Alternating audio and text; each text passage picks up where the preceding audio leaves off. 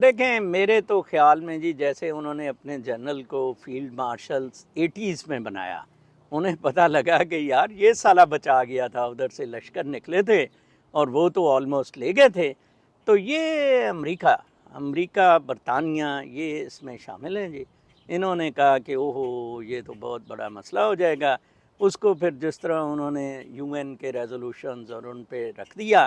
اور پھر پاکستانی فوج کے لیے